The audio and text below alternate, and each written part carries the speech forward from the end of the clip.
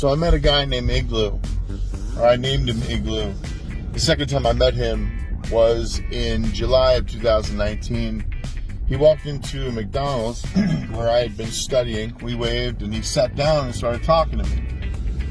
Igloo was homeless. He was telling me about his tent and how the hole in it was going to flood him out because of the impending rainstorm coming.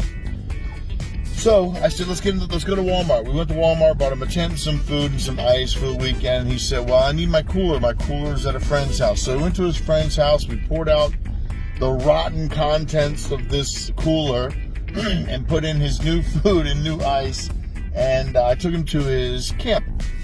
So we sat outside of his camp. And I asked him, hey, man, look, are you saved or what? He said, well, look, the last time we got together, he said, you were talking to me about Jesus. I started going to church. He said, and I accepted Jesus. So, hooray, it was pretty awesome. And then I said, well, how about the homeless thing? He said, well, I had my own business and I had my own home. He said, I met this woman, and this woman, I fell hopelessly in love with her, unnaturally in love with her, and I couldn't control myself around her. She made me do anything, and I would do it. She asked me anything, and I'd do it. I gave her all my money. She would bring people in my house. It was weird. So as he was explaining this to me, Jesus told me which. And then he was talking about the love thing. Jesus said, love spell.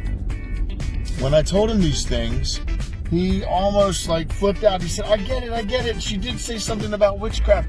And I just didn't think about it. And I blew it off. He said, but it is amazing that I fell so deep in love with this woman. So we kept going, and he started telling me about, after he met her, a weird incident that happened in the woods. This demon appeared at him. It's a winged demon with a hood and with a shadow, and it started chasing him, scared him to death, started chasing him in the woods. He said he tripped over something, fell down, and the demon was hovering over him in the woods, and then he passed out. I'm going to pull over and tell you the rest of this story. So, as he was telling me this, Jesus told me, pray against that demon right now. So I put my hands on him, and when I did, he started shaking, and he was making faces, and I was praying against the demon, and something really was going on inside of him, you know? And then, when I got done praying, Jesus said, Igloo, today your life changes. I told him that, and he was crying. We hugged, we smacked high five and all that, and he went into the woods. I didn't see him for like 4 or 5 months. So then, about 4 or 5 months, I didn't see him at all. 4 or 5 months later, I'm driving by this house where his igloo was, and I saw an old lady out there. So I stopped, I walked up, I said, hey man, let me ask you a question. Who lives in this house? She said, it's my house. And I said, well, okay, well, let me tell you about Igloo. She said, that's my son. And I was like, oh wow, well, let me tell you a little bit about what happened with me and your son. So we were talking, and she started crying. And she said, let me tell you what's going on with my son. She said, my son decided to change his life. My son admitted himself into a drug and alcohol rehabilitation program in Baltimore City. She said, and he is changing his life. And she was crying, and I thought, Jesus said, today your life changes.